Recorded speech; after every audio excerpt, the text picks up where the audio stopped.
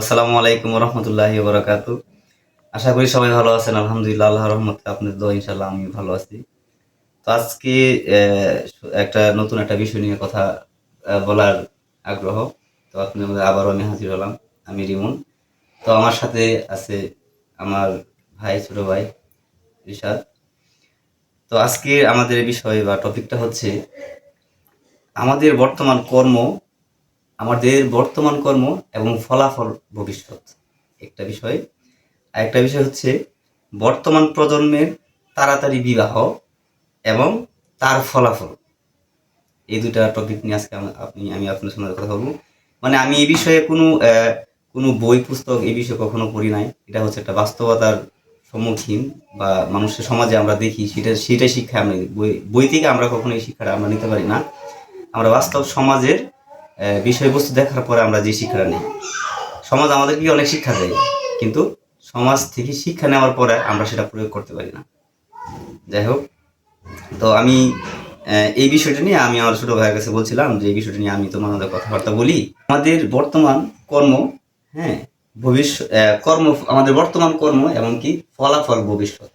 এর মানে হচ্ছে যে আমরা বর্তমান সময়ে ছোট থেকে বড় হই, তারপরে আমাদের যে কর্মটা, মানে আমাদের যা কর্ম এখন ফলাফলটা হবে ভবিষ্যৎ। ঠিক আছে। তো আমরা পড়াশোনা করি, মানে বর্তমান সময়ে আর কি আমরা পড়াশোনা করি। আবার পড়াশোনার বয়সে অনেকেই আছে যে তারা কর্ম করে। আর কর্ম বলতে যে শুধু কাজ, হ্যাঁ, কোনোটা জব বা কোনোটা কাজ শুধু তাই না। কর্ম বলতে কথার কর্ম, ব্যবহারের কর্ম, এমনকি এটাও হতে পারে যে মানে নিজের ব্যক্তিগত বহুত কর্মফল আছে। যাই হোক, কাজ যেটাকে বলে, হ্যাঁ, যেটাকে কাজ। তো যাই হোক, এখন আমি আপনার মাঝে এই বিষয়টা জানতে চাই যে আমরা এমন কি কর্ম করতে পারি, হ্যাঁ, এমন কি কর্ম করতে পারি যা ভবিষ্যতে আমাদের ফলাফলটা হবে ভালো। আচ্ছা, ধন্যবাদ আপনাকে। আপনি আমার শ্রদ্ধেয় বড় ভাই। এখন বিষয় হচ্ছে, আপনি যে বিষয়বস্তুর জন্য আমাকে সিলেক্ট করছেন, এটা হচ্ছে আমার একটা বড় প্রাপ্তি। প্রকৃতপক্ষে আমি একজন স্টুডেন্ট। আমার নাম হচ্ছে রাফিয়ান আল রিশাদ। আমি অনার্স প্রথম বর্ষে নাসিরাবাদ বিশ্ববিদ্যালয় কলেজে ইকোনমিক্স ডিপার্টমেন্টে অধ্যয়নরত। তো এখন বিষয় হচ্ছে, ভাই আসলে যে বিষয়বস্তুটা বলছে আমাদের সামনে, এই বিষয়বস্তুটা হচ্ছে বর্তমান কর্ম এবং ভবিষ্যৎ এর ফলাফল। আমরা প্রকৃতপক্ষে দেখব যে আমাদের ছোটবেলা থেকে একদম মানে বৃদ্ধ অবস্থায় বেড়ে ওঠার পাশাপাশি বা জীবন পরিচালনার পাশাপাশি আমাদের বিভিন্ন স্টেপ, বিভিন্ন সময় বিভিন্ন মানুষের সাথে দেখা হয়। আমরা যখন ছোট থাকি তখন একটা স্টেপে থাকি আমরা। আবার যখন একটু বড় হই, যখন হাঁটতে শিখি, তখন আরেকটা স্টেপে থাকি। আবার যখন স্কুল বা প্রাথমিক মাধ্যমিক বা উচ্চ মাধ্যমিকে যাই, তখন আরেকটা স্টেপে থাকি। তার মানে কি, কিশোর এবং প্রবীণ, এইগুলোর যে স্টেপগুলো আমরা পার করি, প্রত্যেকটা স্টেপে আমাদের প্রত্যেক মানুষের সাথে দেখা হয়। তো অনেকেই অনেকভাবে আমাদেরকে গাইড করে। আবার কিছু কিছু মানুষ আছে আমাদেরকে, মানে সমাজে এমন ভাবে বলে যে অমুকের পুত এই হবে, অমুকের পুত এইভাবে বলবে। তো আসলে আমরা অনেকের মুখে অনেক পেশার কথা শুনতে পাই ছোটবেলা থেকে। এই এই অমুক এই ডাক্তার হয়েছে, অমুক ইঞ্জিনিয়ার হয়েছে। তো এইগুলা থেকে আমরা ওইদিকে মানে মোটিভেটিভ হইতে পারি। আর প্রকৃতপক্ষে পেশাটাকে এইভাবে যাচাই না করে আমাদের যে বর্তমান কর্মফল, হ্যাঁ, এই বিষয়বস্তুটাকে আমরা যদি এইভাবে চিন্তা করি যে আসলে আমার দ্বারা কি হবে, আমি আসলে কোন কাজটা আমার নিজের ভিতরে আমি প্রকৃতপক্ষে করতে পারবো, হ্যাঁ, এই জিনিসটা যদি আমি ডিসাইড করতে পারি, তখন আমার পেশাটাকে আমি একদম জীবন পরিচালনার জন্য মানে পারফেক্ট বলে আমি বিবেচিত করতে পারবো। এখন বিষয় হচ্ছে আপনার যে বর্তমান কর্মফল।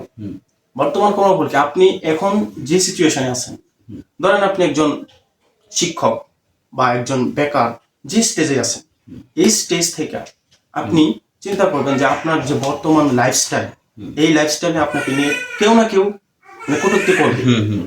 আপনি যত টাকা ইনকাম করেন না কেন, দিন শেষে কেউ না কেউ আপনাকে সমাজে বলবে অমুকের এই হয়েছে, অমুকের এই হয়েছে, এটা বলবে। অবশ্যই অবশ্যই। কিন্তু আর আমাদের সমাজে আমি একটু কথা বলি, আমাদের সমাজে এরকম কিছু মানুষ আছে, তাদের কাজই হচ্ছে সমালোচনা, যে ওই লোকের এই ছেলে ওই করছে, আবার ওই লোকে এই করছে, কিন্তু আমরা কিন্তু বাস্তবতা দেখি ওই লোকে নিজেই কিছু করে। হ্যাঁ, ডেফিনেটলি এটাই হয়। আসলে প্রকৃতপক্ষে সে নিজেই কিছু করে না। আসলে একটা সমাজ যখন গড়ে ওঠে, ওইখানে বিভিন্ন স্তরের মানুষ থাকে। হ্যাঁ, কেউ নিচু শ্রেণীর, কেউ মাধ্যমিক, কেউ আর উচ্চ স্কেলের, সবাই তার সমান হয় না। কিন্তু এই সমাজে দেখবেন যখন ভালো কাজ হয় এটাকে 2-3 জন মানুষে বলবে, কিন্তু একটা খারাপ কাজ হলে এটা সবার মুখে মুখে থাকে, এটা নিশ্চয়ই, সবার মুখে নিশ্চয়ই। মুখে থাকে। এটাকে ফোকাস করা হয় বেশি, কারণ হচ্ছে কি ওই যে তখন আর সমবেদনা থাকে না, মানে স্পেসটা তখন আর থাকে না। আর আপনি কি কাজ করবেন এটা আপনার নির্দেশ করবে আপনার পরিশ্রমের উপর। হুম, হ্যাঁ, আপনি এখন কি কাজ করতেছেন এটা আপনার মানে একদম ডেডিকেট করবে আপনার পরিশ্রম। আপনি যে পরিশ্রম করবেন সেটার উপর নির্ভর করবে আপনার ভবিষ্যৎ। আমি এখন স্টুডেন্ট আছি, আমি যদি আমার নিজেরটাতে উদাহরণ দিচ্ছি, আমি যদি এখন ভালোভাবে পড়াশোনা না করি, আমার যদি মানে ভবিষ্যৎ প্ল্যান না করি, তাহলে ভবিষ্যতে আমি কি হবে এটা কোনো শিওর নেই। এটা কোনো শিওর আছে। আমি যদি এখন পড়াশোনার স্কেলটা বাদ দিয়া অন্য কোনো কাজে আসক্তি হই, ধরেন আমি পড়াশোনার পাশে একটা বিজনেস করতেছি, কিন্তু আমার প্রধান লক্ষ্য তো বিজনেস না, আমার প্রধান লক্ষ্য তো পড়াশোনা। আপনার কথাগুলা আমার কাছে খুব ভালো লাগছে ব্যক্তিগতভাবে। আর একটা বিষয় হচ্ছে যে আপনার মূল্যবান কথাগুলা খুবই ভালো লাগছে, যদি এই সম্পর্কে আমাদেরকে আরেকটু বলতেন। আমি আবারও বলছি, সেটা বিষয়টা হচ্ছে, আমাদের বিষয়বস্তু হচ্ছে আমাদের বর্তমান কর্ম এবং ভবিষ্যতে তার ফলাফল, যদি আবার আমাদেরকে একটু বলতেন। আচ্ছা, এখন বিষয় হচ্ছে আপনি বর্তমান কর্ম যেটাকে মানে বললেন, বর্তমান কর্ম হচ্ছে এমন একটা জিনিস, এটার উপর ডিপেন্ড করে আসলে আপনার মানে ভবিষ্যতের যত কার্যকলাপ আছে, জীবন পরিচালনা আছে, সবকিছু নির্ভর করে। আপনি এখন যদি পরিশ্রম না করেন ভবিষ্যতে আপনার ফল কি হবে এটা আপনি মানে একদম ডেফিনেটলি বলা যায় না। এখন পরিশ্রম না করলে ভবিষ্যতে আমি কোনো কিছু করতে পারবো না, এটা কোনো শিওর নেই, তাই না? তার মানে কি আপনি এখন যে কাজই করেন, এটা ব্যবসা হোক, পড়াশোনা হোক, যে কোনো স্টেজ থেকে হোক, এটা যেই কাজে আছেন এখানে আপনার ফোকাস করতে হবে। একদম ফোকাসটা করতে হবে এমন ভাবে যে আমি যেই স্টেজে আছি এখান থেকে এটাকে আমি বেটার অপশন করবো। আমি যদি একজন ব্যবসায়ী হই, আমি এখান থেকে এটাকে একদম উঁচু লেভেলে নিয়ে যাবো। আমি একজন স্টুডেন্ট, এখান থেকে আমি এটাকে উঁচু লেভেলে নিয়ে যাবো। এখন এটা কিভাবে? পরিশ্রমের মাধ্যমে। অধিক পরিশ্রম এবং সততা এবং আল্লাহর উপর নির্ভরশীল, এই তিনটা আপনার থাকলে আপনি এই যে স্টেজ যখন যে স্টেজে আসেন এখান থেকে আপনি ভবিষ্যতে আপনার ভালো হওয়ার একটা আশা আপনি রাখতে পারেন। তো এখানে আমি আরেকটা বিষয় বলি, সেটা হচ্ছে আমাদের বর্তমান যে কর্মফল, তার বর্তমান কর্মফল এবং কর্ম এবং ভবিষ্যতে যে ফলাফলটা। তো এখন বর্তমানে অনেকেই আছে আমাদের সমাজে যারা এরকমটা মনে করে যে আমার কর্ম এখন আমি খারাপ করতেছি, তো ভবিষ্যতে ভালো হয়ে যাবে। হ্যাঁ হ্যাঁ হ্যাঁ, তো এই বিষয়টা যদি একটু বলতেন। এটা হচ্ছে কি আপনার, হ্যাঁ অনেকেই এটা বলার প্রধান কারণ হচ্ছে কি আপনার উপর ওরা নির্ভরশীল না, যে আপনি আসলে পরবর্তীতে ভালো করবেন, হ্যাঁ, হ্যাঁ, এটা হ্যাঁ। এটা আপনার প্রতি বিশ্বাস করে না। তো আমি প্রকৃতপক্ষে এটাই বলবো যে বর্তমান কর্মস্থল আপনার যেখানেই থাকেন না কেন, বর্তমান কর্মস্থল যেখানে আছেন এখানে ভালো কিছু করার চেষ্টা থাকতে হবে, সৎভাবে হোক আর নিজের ইচ্ছাকৃত ভাবে হোক বা অনিচ্ছাকৃত ভাবে হোক, অবশ্যই এখানে আপনার পুরোটা দিতে হবে। একটা বিষয় হচ্ছে, আমি আপনার কথার মাঝখানে দুঃখিত, একটা কথা বলতে চাইছি, সেটা হচ্ছে এখানে আমরা দুইটা বিষয় নিয়ে কথা বলছিলাম, হ্যাঁ হ্যাঁ আর এখানে আমি আমার ব্যক্তিগতভাবে এখানে আমি আরেকটা বিষয় অ্যাড করবো, সেটা হচ্ছে আহ, এই যে হাইকোর্টে যে একটা প্রথমে যদি একটা বিয়ে করে কেউ, তাহলে এক বিয়ে করলে মানে হাইকোর্টের নির্দেশ আর কি, শুনছি এটা যে এক বিয়ে করলে এক বিয়ে করলে দ্বিতীয় বিয়ে করলে প্রথম বউর স্ত্রীর অনুমতি লাগে না। হ্যাঁ হ্যাঁ এই বিষয়টা আমি আমার ব্যক্তিগতভাবে আমি এখানে উল্লেখ করতেছি, যে এই বিষয়টি নিয়ে আমি আমার ব্যক্তিগতভাবে মানে কিছু আপনাকে জানতে চাই, আর আমি কিছু বলতে চাই, সেটা হচ্ছে, তো এই বিষয়টা নিয়ে আমি একটু কথা বলবো। আর এই বিষয়টা হচ্ছে এরকম যে আপনি হাইকোর্টে আপনাকে নির্দেশ দেওয়া হয়েছে যে আপনি প্রথম বিয়ে করবেন এবং কি দ্বিতীয় বিয়ে করবেন, দ্বিতীয় বিয়ে করলে প্রথম বউয়ের স্ত্রীর অনুমতি লাগবে না। তো আমি আমার ব্যক্তিগতভাবে বলবো, ভাই বা ভাই বন্ধু যাই হোক, তো আপনি যে প্রথম বিয়েটা করবেন, ভালো কথা, করবেন, সমস্যা নাই, কিন্তু দ্বিতীয় বিয়ে করবেন প্রথম বউয়ের অনুমতি ছাড়া। কিন্তু ভাই, একটা পুরুষ কখন মারা যায় জানেন? একটা পুরুষ মারা যায়, এটা আমি আগেও বলছিলাম, একটা পুরুষ মারা যায় যখন তার জীবন সঙ্গিনী মনে হয় যে আমার জীবন সঙ্গিনী আমি যাকে বিয়ে করছি। সে একটা পুরুষ কখন মারা যায় জানেন? যখন সে তার প্রথম স্ত্রী, হ্যাঁ, যখন বিবাহ বন্ধনে একটা মানুষ আবদ্ধ হয়, তখন যদি 1 বছর হোক, 2 বছর হোক, 3 বছর হোক, যদি কোনোদিন একটা পুরুষের মনে হয় যে আমি যাকে বিয়ে করছি সে ভুল মানুষ, একটা কথায় আছে না, একটা বাংলা একটা কথায় আছে, যাকে দেখছি না সে অনেক কত জানি সুন্দর, যাকে দেখি নাই সে অনেক কত জানি সুন্দর, আর যার হাতে রান্না খাই নাই সে যেন কত রান্না করতে পারে। কিন্তু বাস্তবতাটা হচ্ছে, যাকে দেখছি না তাকে দেখলেই বোঝা যাবে যে সে কত সুন্দর, আর যার হাতে রান্না খাইছি না সে কত রান্না করতে পারে। কিন্তু যদি কোনোদিন তার হাতে রান্না খায় তাহলে আর খাওয়া লাগবে না, তার তার রান্নার টেস্ট আমরা আগে বুঝে যাই। ঠিক আছে? তো একটা বিয়ের পর একটা ছেলে, একটা পুরুষ যখন মনে হয় যে আমার জীবন সঙ্গী, আমার স্ত্রী বা আমার ওয়াইফ, যে একটা ভুল সঙ্গ আমি নিয়ে নিছি, তখন কিন্তু শেষ। কারণ ভাই, আপনার আপনার বউ হচ্ছে আপনার ভবিষ্যৎ প্রজন্ম। ভবিষ্যৎ প্রজন্ম বলতে আমি এটা বলতে চাইছি, যদি আপনার স্ত্রী বা বউ যদি ভালো না হয়, আপনার ছেলে সন্তান হোক মেয়ে সন্তান হোক, তাদের কোনো ভবিষ্যৎ নাই। একটা পুরুষ কখনো নিজের জন্য খাটে না, একটা অবশ্যই। পুরুষ কখনো নিজের জন্য খাটে না, একটা পুরুষ কখনো কামাই করে না নিজের জন্য। কারণ পুরুষ চায়, যেখানে চায় সেখানেই মাথা পাইতে ঘুমাইতে পারে। হুম। ঠিক আছে, পুরুষ কিসের জন্য খাটে? তার পরিবারের জন্য। পরিবারের জন্য। পরিবারটা হয় কিসের জন্য? স্ত্রীর জন্য। স্ত্রীর জন্য। হ্যাঁ, একটা স্ত্রীর জন্য পরিবারটা হয়, একটা ছেলে সন্তান একটা মেয়ে সন্তান তাদের জন্য হয়। হ্যাঁ। আর তার আগে পুরুষ পরিচয় দেওয়া দেওয়া মানে আমাদের সমাজে পুরুষ বলতে বোঝায় বিয়ের পরে যখন সে কর্ম করে হুম। তখন তাকে পুরুষ তখন বলা তাকে হয়। পুরুষ বলা হয়। কারণ তার বাস্তব জীবনটা কিন্তু হ্যাঁ, তখন থেকে শুরু। শুরু হয়। হ্যাঁ। হ্যাঁ, তো এই জন্যই বলতেছি ভাই, হাইকোর্টে চাই প্রথম বিয়ের অনুমতি ছাড়া দ্বিতীয় বিয়ে অনুমতি লাগবে না। এটা কিন্তু বিষয়টা এরকম না। প্রথম বিয়ে আপনি যাকে করতেছেন, একটু বুঝে শোনা বিয়েটা করবেন। এটা আমার ব্যক্তিগত বিষয়। যেন অবশ্যই। যেন 5 বছর পরে বা 10 বছর পরে বা 3 বছর পরে যেন আপনার মনে না হয় যে ও কি বিয়ে করে আমার পরিবার ধ্বংস হয়ে গেছে। হুম। চারদিকে লক্ষ্য করলে আমাদের সমাজে এখন আর বই পুস্তক লাগে না। হুম, হুম। হ্যাঁ, এইসব কথা, সমাজের কথা কখনো বই পুস্তক লাগে না। সমাজের কথা আমরা চারপাশে দেখলি, আর যার হাতে, আমি তো আগেও বলছিলাম, যার হাতে একটা স্মার্টফোন আছে বা একটা অ্যান্ড্রয়েড ফোন আছে, ছোট হোক নর্মাল হোক, ঠিক আছে, তখন তারা কিন্তু মানে সমাজ দেখতে হয় না, সমাজে ফোন কি করে সমাজে সবকিছু নিয়ে এসে চোখের সামনে ধরে ফেলে। হ্যাঁ, ঠিক আছে, আমাদের সমাজ ঘুরতে ঘুরতে আর ঘুরে ঘুরে দেখার মতো। না, তো আমি যাই হোক বিষয়টা বলতেছি, এটা আমার ব্যক্তিগত, আমি কিন্তু টপিকটা ছিলাম না। আমি আগে ক্ষমা চাই নিতেছি, এই বিয়ের বিষয়টা আমি টপিকে ছিলাম না, তবু আমি নিজে টপিকটা নিয়ে আসছি এখানে।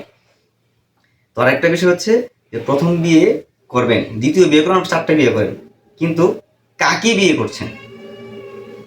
আপনি কাকে বিয়ে করছেন? কার মেয়েকে বিয়ে করছেন? হ্যাঁ, সেটা সমাজ decide করা। এই মেয়েটাকে কিভাবে দেখে? আপনি যাকে বিয়ে করছেন, মানে আমি পুরুষের পক্ষ নিব। আপনি যাকে বিয়ে করছেন, কাকে বিয়ে করছেন, আর পরিবারে আপনি যাকে বিয়ে করছেন তাকে কিরকম ভাবে দেখে? হ্যাঁ, হ্যাঁ। তার মূল্যটা কত? হ্যাঁ হ্যাঁ, তার মূল্যটা কতটুকু? কারণ এই কথাটা বলার কারণটা হচ্ছে এই কারণেই যে একটা পুরুষ কখন মারা যায়? যখন মনে হয় সে ভুল মানুষের সঙ্গ নিছে। যাই হোক, অনেক কিছু বলার ছিল, তো আমরা আবারও আমার ভাইয়ের কাছে চলে যাই। তো ভাই, আপনি এই বিষয়ে একটু বলবেন। তো আপনি যে বিষয়টা নিয়ে কথা বলছেন এতক্ষণ, আসলে এটা একটা জটিল একটা বিষয়। হুম বর্তমান সমাজে এইটার প্রভাব হুম আমরা হয়তোবা এখন দেখতে পাচ্ছি না, হুম কিন্তু ভবিষ্যৎ প্রজন্মের জন্য খুবই জটিল একটা প্রভাব। হুম হুম এর কারণ হচ্ছে আমরা আসলে এখন মানে দেখতে পাচ্ছি সমাজে খুব যুবকরা খুব তাড়াতাড়ি বিয়ের একটা প্রিপারেশন নিচ্ছে, হুম হুম হুম বা তাড়াতাড়ি জীবন গঠনের জন্য কিভাবে মানে নিজেকে এই বিষয়ে মানে জড়ানো যায় এই বিষয়ে আগ্রহী হচ্ছে। এখন দেখা যাচ্ছে কি আসলে বর্তমান সময়ে যে মানে পরিবারগুলা নগরায়নের কারণে দেখা যায় কি যে কিছু কিছু পরিবার থাকে শিক্ষার হার কম থাকে, এখানে মানে শিক্ষার যোগ্যতা কম থাকার কারণে বিয়ের একটা চাপ পড়ে যায়। হ্যাঁ হ্যাঁ হ্যাঁ, বিয়ে আসলে কাকে করা উচিত বা আমার ছেলে পূর্ণাঙ্গ বয়স হয়েছে কিনা এই জিনিসটা আসলে অনেকে জানে না, অনেক পরিবার বুঝে না, যে জন্য অনেক তাড়াতাড়ি হয়তোবা অনেক মেয়েরে বিয়ে দিয়ে দেয়।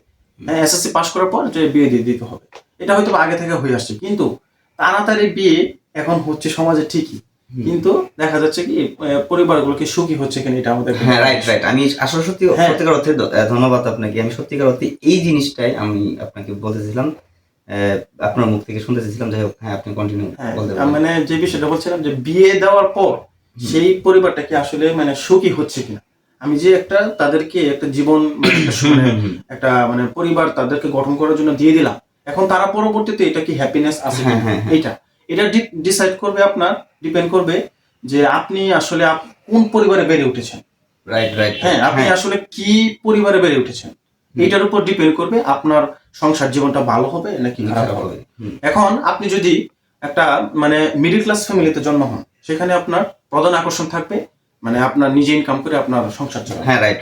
ঠিক কিনা? বিশেষ করে একটা পুরুষের পুরুষের ক্ষেত্রে, হ্যাঁ, একটা ছেলের ক্ষেত্রে প্রধান আকর্ষণ হচ্ছে তার স্ত্রী যখন তাকে বলবে যে আমার এটা লাগবে ওইটা লাগবে, তখন কিন্তু সেই পুরুষটার মানে মাথায় বিভিন্ন একটা চাপ থাকে যে আমার যেভাবেই হোক আমার পরিবারকে সুখে রাখতে হবে, যদি সন্তান থাকে সন্তানকে সুখে রাখতে হবে।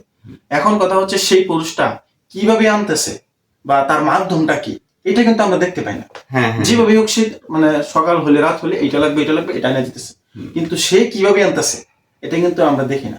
একটা পুরুষের সবচেয়ে দুর্বল জায়গা হয়েছে এটা, যে আমার স্ত্রী একটা জিনিস চাইছে সেটা আমি দিতে পারি না, সবচেয়ে কষ্টের জায়গা এটা, যে আমি দিতে পারি না, আমার সন্তান এই জিনিসটা চাইছে আমি দিতে পারি না। তখন একটা পুরুষ মানে নিজের যতটুক ভিতরে আছে এটা দিয়ে চেষ্টা করে, কিন্তু তারপরও যদি না হয় তখন এটাকে মানে প্রকৃতপক্ষে ভাগ্যের একটা ব্যাপার থাকে এখানে, আসলে ভাগ্যে না থাকলে অনেক কিছু হয় না। আচ্ছা, একটা বিষয় আমি দুঃখিত কথার মাঝখানে কথা হ্যাঁ। বলার জন্য। একটা বিষয় হচ্ছে যে আমরা অনেকেই আছি এই সমাজে হুম। যারা বিয়ে করার পরে সন্তান হয়েছে হুম। বা 1 বছর 2 বছর 3 বছর 5 বছর পরে তাদের সংসার জীবনটা একটা বিরহ হয়ে আসে। মানে একজনকে মনে হয় যে না, আমার তার জীবন সঙ্গী 5 বছর আগে 3 বছর আগে জীবন সঙ্গী বিবাহ করাটা আমার ভুল হয়েছে। হ্যাঁ, এইটা আসলে এই ব্যাপারে আমি আপনার কাছে কিছু জানতে চাইছি। আসলে ভুল বিয়ের ডিসিশনটা হচ্ছে কি, আপনি যে বললেন যে আমি কিন্তু আগেই বলছিলাম যে আপনি একটা করেন বিয়ে, 2টা করেন, কিন্তু হ্যাঁ। কাকে বিয়ে করছেন? হ্যাঁ, কাকে বিয়ে করছেন? আসলে জীবন সঙ্গিনীটা হওয়া এমন একটা মানুষকে দরকার যে যে আমাকে পরিপূর্ণভাবে বুঝবে হ্যাঁ। আমি কি চাই। যদি জি হ্যাঁ। যদি এরকমটা হয় যে আমার জীবন সঙ্গিনী একটা ভুল মানুষের সাথে মানে বিবাহ বন্ধনে আবদ্ধ হইলো, হ্যাঁ, যদি এরকম মনে হয় যে সেই মানুষটা ভুল, তাহলে কিন্তু শুধু শুধু আমার জীবন না, আমার যে ফ্যামিলি, আমার পরিবার, মানে পরিবার বলতে বউ স্ত্রী না, আমার বাবা মা আছে, আমার বাবা মা, আমার আত্মীয় স্বজন, কিন্তু আমি যদি ভুল মানুষের সঙ্গ নেই তার মানে কি জানেন, আমি সমাজ থেকে বিচ্ছিন্ন হয়ে গেলাম। হ্যাঁ হ্যাঁ অবশ্যই, কারণ আমার বউয়ের আগে কিন্তু আমার সমাজ, আমার বাবা মা, ঠিক আছে? যদি আমার বাবা মা, আমার পরিবার, আমার আত্মীয় স্বজন, আমার সমাজ হচ্ছে আগে, তার মানে কি একটা বউয়ের কারণে সবকিছু ডিমান্ড করে, মানে সবকিছু নির্ভর করে ভবিষ্যৎ প্রজন্ম পর্যন্ত যে আমার জীবন কেমন হবে, আমার পরিবার কেমন হবে। তো আমি এই বিষয়ে বলবো যে ছেলেদেরকে বা মানে আমি আমি ছেলের পক্ষ নেব, সেটা হচ্ছে জীবনে এরকম কোনো ভুল কাজ আমরা কখনো করব না। এমনকি যদি মানে কি বলবো, যাই হোক, জি আপনি বলেন। আপনি যে বিষয়টা বলেন এটা হচ্ছে কি যে জীবন সঙ্গী নির্ধারণ, সঠিক জীবন সঙ্গী নির্ধারণ।